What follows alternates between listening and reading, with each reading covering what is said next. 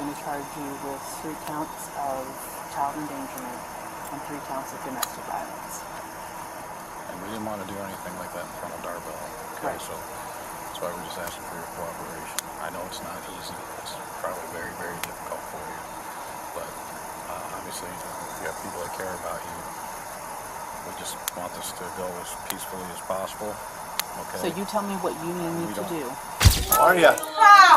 You said talk to you soon. Well, Yeah, here I am. Here I am. What do you got for me, unfortunately? we have a family of 3 students here, all siblings. Mom just got them all back a few months ago. Okay, she had them, and then I believe, from my understanding, it was domestic violence. Dad might be away. You know, we say away, kids say away, in jail or whatever. Yeah. No, not in the picture. I think there's actually some kind of restraining order type thing anyway. So Mom had, of course, CSB was involved. The kiddos were in foster care for quite some time. Mom got a couple of them back. I have a 1st, 2nd, and 3rd grader here. She got a couple of them back, and then it was a little while until she got the 3rd one back. 4 or 5 weeks ago, CSB dropped the case, if that closed the case, whatever, Okay. sorry. Closed the case. She did not think that they should close the case, Children's Services. She's like, I would love to think that Mom's ready. She said, my opinion, I just don't think she's ready. Okay. She said, so if there is anything, let me know. So I did try to call this morning. There's been some things going on. As soon as that came, Mom acted really timid and really nice, and she was like, hi, Mrs. Haller. When she came in, she was like, it was a facade, you could tell. You couldn't even hear her sometimes. I'm like, I'm sorry, I didn't hear what you said. And then she would talk a little bit louder. I'm telling you, the minute the case closed, Ava is one of the daughters. She started medication a couple months back. She was taking her medication, acting really, her behavior had really changed. As soon as the case closed, Ava runs out of medication. Doctor, and so I was asking Mom, Ava's saying she didn't get her medication. She's under tables, running around the building, there's obviously behavior concerns now, what's going on? She's like, well, she ran out. I said, well, when's her appointment? Because that's a controlled substance, they make you go to the doctor every 30 days or whatever. That doesn't make sense. Well, her appointment's not for another week and a half. Well, where's the medicine? So that's something we were struggling with.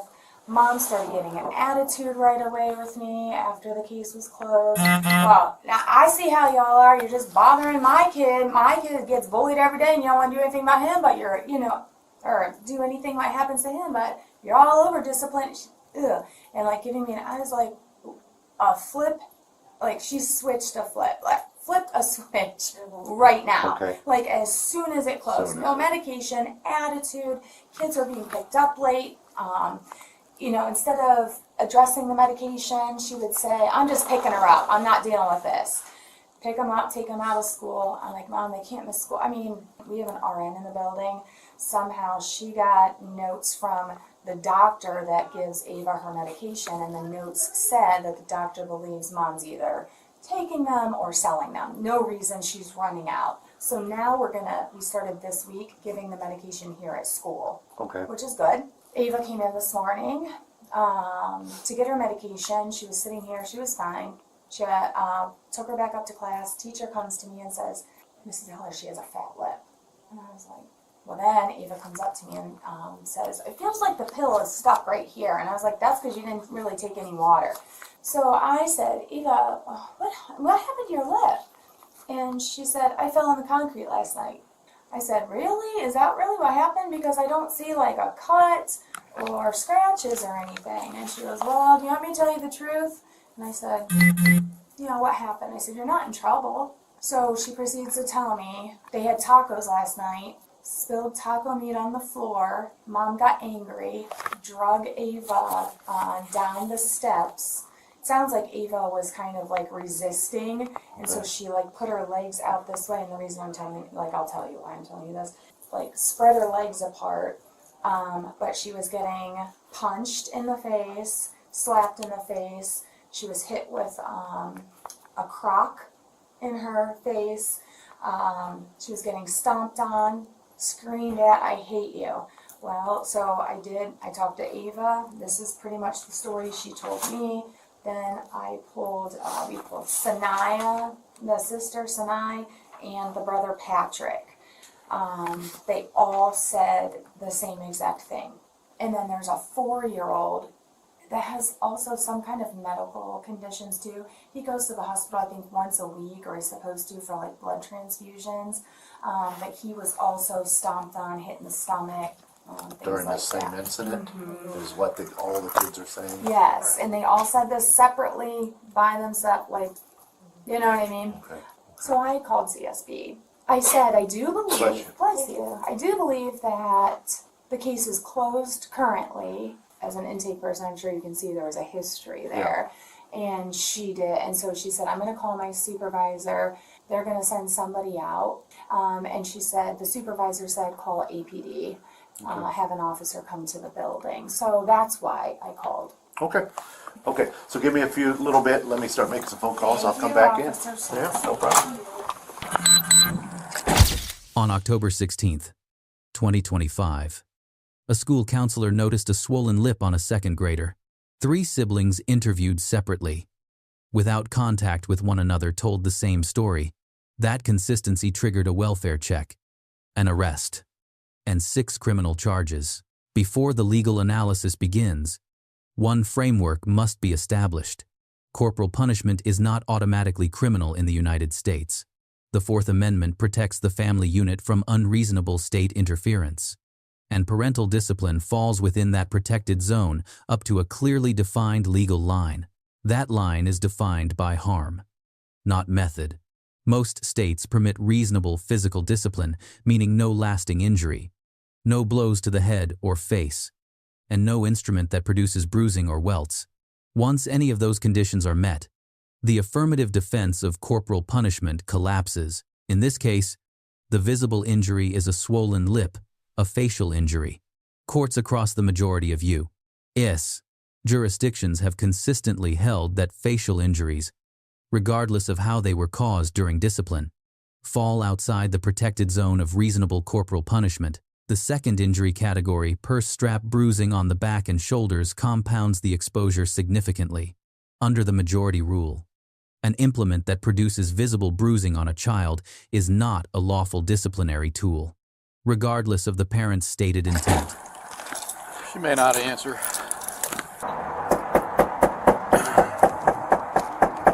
Akron Police. Are you Ashley? Huh? Are you Ashley? My asshole. Are you Ashley? Yes. Rome? You need to check on the welfare of your child. Him? Okay. I'm going to explain to you what's going on real quick, if that's okay. That's fine. You want to have a seat down in the kitchen? So the kids went to school today. They had some injuries on them. And after some interviews with injuries, they said that the injuries came from you. Can I explain? I'm just telling you that's why we're here, okay? So we need to check the welfare of the child, okay? And at this point, we're going to be taking the child to CSB. Are you kidding me? I'm not kidding you. Why? Why, sir? Because of the claims from the children, okay? Can I know what happened exactly? Can I know what was said exactly? Yes. But right at this Can you point, close the door? I'm sorry. It's kind of chilly. yeah, at this point, what happened is they went to school. One of the children had an injury to their face and their Her mouth. lips. So she initially said that she fell on some cement. And after some discussion with the child, she said that it was because she was being punished and she was hit. When they talked to your other two children separately, they corroborated that and said that they were also physically disciplined yesterday. Okay? So that's where we're at right now. So is it against the law for me to spank my kids? It's not against the law for you to use corporal punishment. It is against the law for you to exceed a level of harm. I didn't harm anybody though, sir. She got that on her lips from wiggling, and when she read for me, she fell. We were in the house though. She didn't fall on concrete. And as far as my son, he has a platelet condition. I didn't even touch him. He's always bruised. I got documents from my husband. I don't think anybody's saying that you harmed your child that's here with you. So what do I have to do? Oh my Children's Service is going to come over here, okay, and they're going to talk to you, okay, and then they're going to take, you know how that goes with the hearing.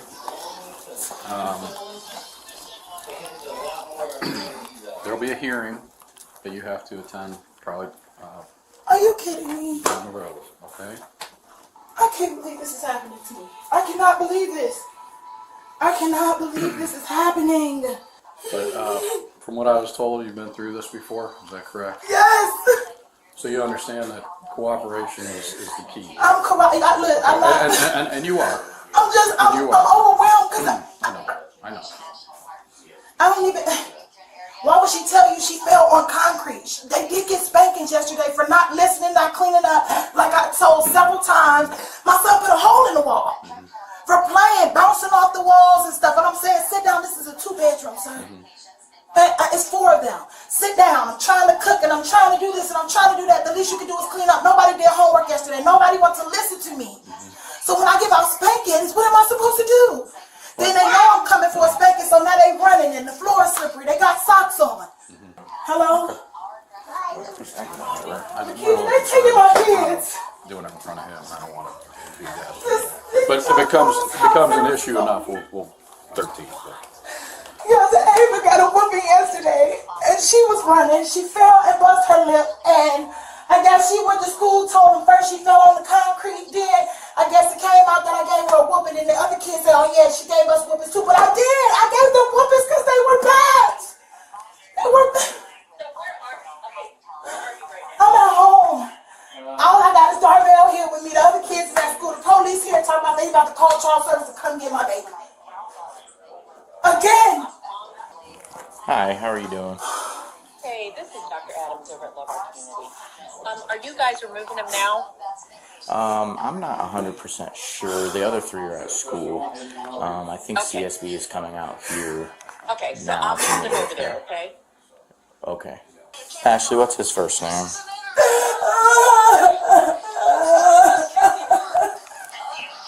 I know. So you've been through it before, right? There'll be processes and stuff like that where you can let them know what happened, but we have to go off of what the kids said. Okay. Actually, I mean, if it's like you say, then you just gotta okay, then you gotta articulate that to them, okay? But and I understand that you may have recently got the kids back, but then you know how the process goes, okay? Hey, Hi, how are you? how are you? I'm doing it. Are you Dr. family Adams. Doctor, are you a caseworker or are you okay? Are you familiar with everything going on? Yeah, give me a second here. I'm trying to get hold of somebody at intake. Okay. Just let me talk to her for 1 second. Give me a second. Yeah, absolutely. Okay, so here's the deal. So he's not gone yet, but I need you to keep your wits about you and to think about this, okay? So they're going to charge you. I'm going to go down there. I already texted Ann, but they're going to charge you with 3 counts of child endangerment and 3 counts of domestic violence.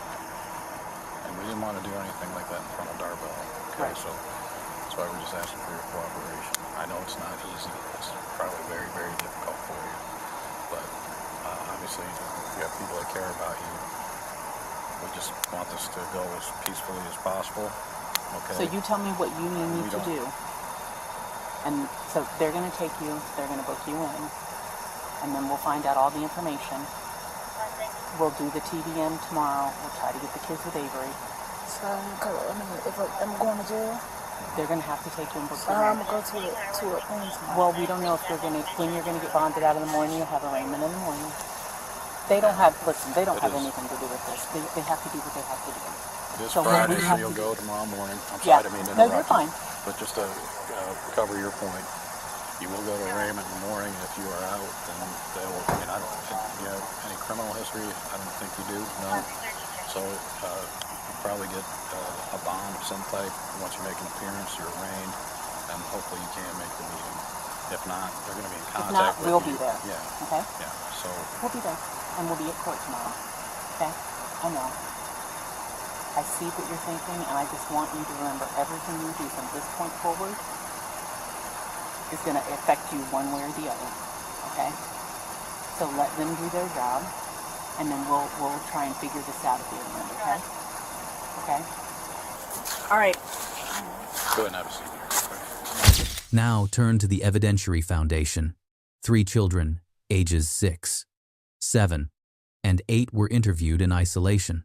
Each described the same sequence, physical strikes to the face and body, being chased through the residence, and multiple forms of force applied consecutively.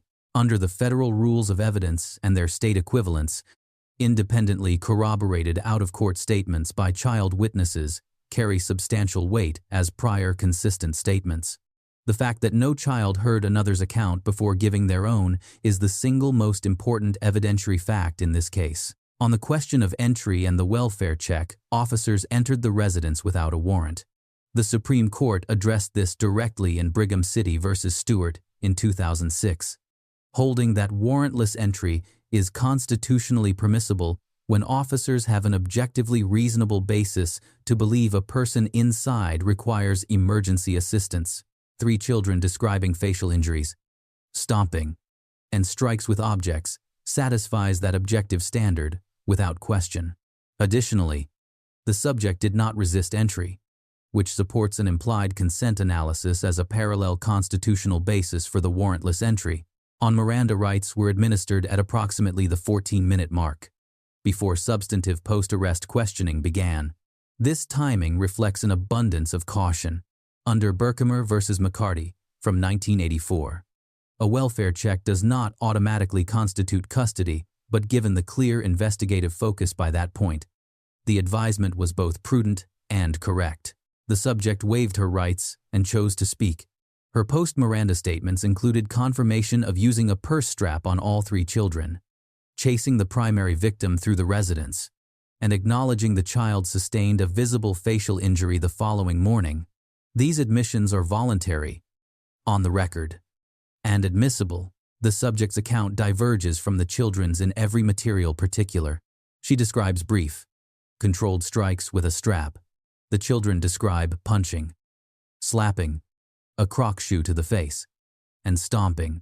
She cannot account for the consistency of those independent accounts beyond suggesting the children may be echoing violence they witnessed from another adult, a theory unsupported by any evidence in the record. On the use of force continuum for the arrest itself, the officer maintained verbal control throughout, applied no force during the encounter, and deferred handcuffing until transport arrived, a deliberate de-escalation choice that protected the 4-year-old child still present in the home. Under Graham versus Connor from 1989. This conduct is well within the standard of a reasonable officer operating under these circumstances. One procedural irregularity warrants attention. Before a formal arrest decision was communicated to the subject, a Child Protective Services caseworker advised her privately of the specific charges that were coming. Depending on agency policy and jurisdiction, pre-arrest advisory by a non-law enforcement party raises questions about the integrity of the investigative boundary between social services and criminal prosecution. We'll wait until the wagon gets here. Okay? Yeah, it's more comfortable than riding back here. So. Were you down there yet? Not yet. She just found out that she was getting charged. Real quick, I'm going to read you your Miranda rights, okay? And then I'll ask you a few questions. You can decide at that point if you want to talk, okay? Do you understand these rights that I just read to you? Having that in mind, do you want to talk to me about what happened last night with the kids? My kids were being unruly. Okay. Weren't listening to my direction. We're play fighting. They put a hole in my wall. and I gave them all whoopings. When I whooped Ava, she ran through my house. I chased her, she fell. And after that, it was over because she hurt herself. I got a good couple licks in with the purse strap. Okay. And that was it. After that, everybody cleaned up the living room and they went upstairs and went to bed, and I was done with it. Would there be a reason why the kids would have a little bit different version of that? I mean, when the officer came in, he told me Ava said she fell on concrete. She does have a history of fibbing, but who knows? I don't know. And obviously the school, somebody at the school, one of the teachers saw she had a bruised lip. I asked her this morning. I said, "You know why you got that?" Yes. It wasn't because I hit her in the face or punched her in the mouth. It was because she was running from being disciplined and she fell on her own. Because I whooped them all except for Darvell. Right. And they all admitted to be getting whoopings, but Ava said it was just because she spilled taco. She didn't spill taco, sir. Everybody had taco on the floor in the living room because I allowed them to sit in there while they ate their dinner and watch television. So I said, now get that up. Come on, y'all. Y'all heard me tell y'all. All right, if y'all eat in here, make sure y'all clean this mess up so I won't have to say nothing. And it's taco meat all over the floor. And I come down here and y'all playing. Get this shit up. That's how I said it. Yeah. I went back upstairs and I'm messing with the clothes. I'm probably smoking or whatever the case may be. And I hear boom. And I hear, ooh. I go downstairs. PJ put a hole in the wall. No, I didn't. It was everybody had a story. So I whooped all their ass. Do you think, and I get it, I'm not trying to chastise you, everybody's, parents a little bit different, some kids deserve whooping every now and then to keep them in line. Do you think at any point that you might have just gotten maybe a little out of control, a little bit too emotional, too upset? No, because like I said, after Ava fell, I stopped. I didn't even whoop her no more. I was chasing her around to scare her initially because I gave him a couple whacks. It's a purse strap. I gave him a couple whacks and then she started running around. And I'm like, okay, I chased her just to initially scare her, not to initially keep whooping her. Yeah. But she fell on her own. After that, I was done with it. I told her, get her ass up, go upstairs and go to bed. At any point, everybody took showers. Yeah. Everybody had eaten. All they had to do was clean up, but they were playing and taco meat and put a hole in the wall because they weren't listening to me. On top of not doing the homework, like I said, it was been all day. No, I didn't get emotional because they're my children. At the end of the day, they're children. Yeah. But yes, I discipline my kids. I whoop them a lot because they don't listen a lot. Is there any reason why that any of them would say that they were? You said you whooped them, hit them with the strap a couple times. Did you smack them like overhand, like, open hand? No, that's why I got the purse strap for. That's why I have the purse strap. I got two actually. At any time, do you not recall adults or teenagers? These are babies, guys. Yeah. Do you recall at any time, like kicking any of them, hitting them with your hands? No, sir. Okay. No, Is there a reason why they would say that? No, I don't know. I mean, they witnessed their daddy do it. I don't know. Maybe they just re-collaborating the shit they seen. But I've never open hand slapped my kids or kicking them. They 8, 7, and 6 years old. Did you recall seeing any bruising on any of them? I seen Ava's lips this morning. Ava, her lip was a little swollen. What about Patrick? No, nothing. Were they complaining of any injuries to you? No. Last night or this morning when they went to everything, you got them dressed for school and everything was perfectly fine. The neighbor takes them to school every single day. Okay. At any time did you tell them not to tell anybody about what happened last night? No, because they get whoopings all the time. Because they don't listen all the time. And it's never aggressive whoopings. It's 1, 2, go to bed. Who next? In line. Like I said, I mean, now's a good opportunity. If there's something a piece of the puzzle that we're missing, anything that you want to clear the air or What? I don't even know what was said, so I don't know what air I'm clearing. I don't know what they said. Ava said she spilled food. You began chasing her. You started striking her. That's how she got the fat lip. You were dragging her by her feet. Now she has bruises on her back, on her shoulder. From the purse drop? I don't know. That's what I'm.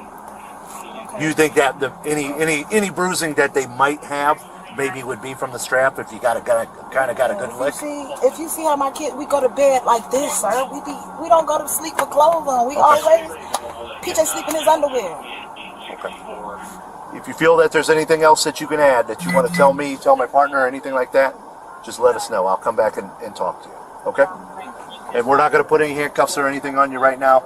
Just kind of, I got both windows open so you get a good cross breeze, and we'll go from there. All right?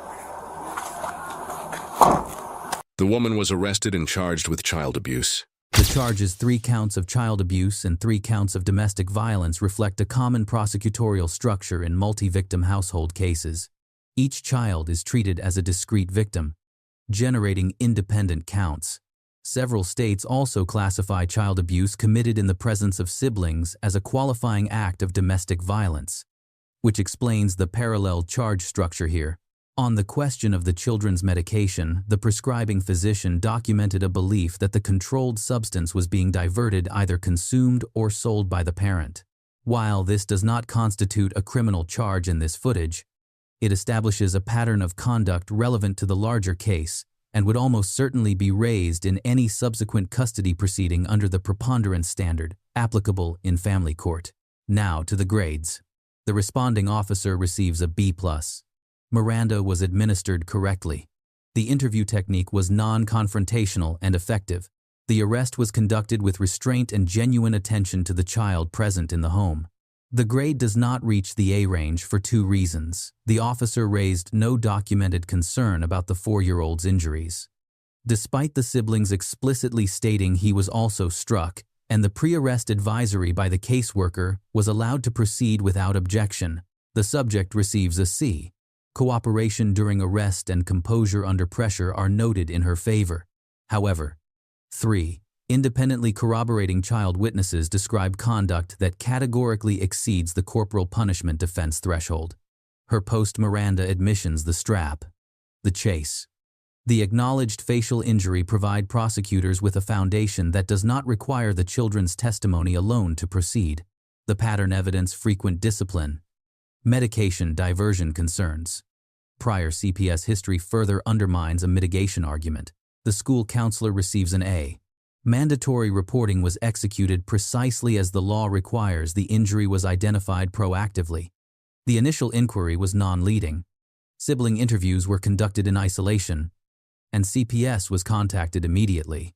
The prior documentation of concern about the mother's readiness for reunification reflects institutional diligence that directly served the children's safety. Before closing, 3 lessons from this case are worth stating plainly. First, independent corroboration is the cornerstone of child abuse prosecution.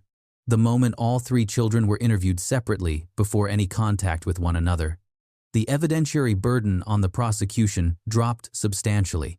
Any investigator handling similar cases should prioritize separation of child witnesses as the very first procedural step. Second, post-Miranda voluntary statements are a double-edged instrument. The subject spoke at length, believing her account was exculpatory. Instead, her admissions corroborated key elements of the children's allegations and closed off several potential defense arguments. The right to remain silent exists precisely for situations like this one. Exercising that right is not consciousness of guilt, it is constitutional literacy. Third, institutional oversight gaps create legal exposure. The CPS case was closed 4 to 5 weeks before this incident. The prescribing physician had already flagged medication diversion in writing. The school counselor had already expressed private reservations about reunification readiness. None of that documentation triggered a reevaluation before the incident occurred. When oversight mechanisms exist but are not acted upon, the consequences fall on the children. Let us know if there is an interaction or legal topic that you would like us to discuss in the comments below. Thank you for watching, and don't forget to check out our second channel. Street Bodycam, for even more police interaction and courtroom content.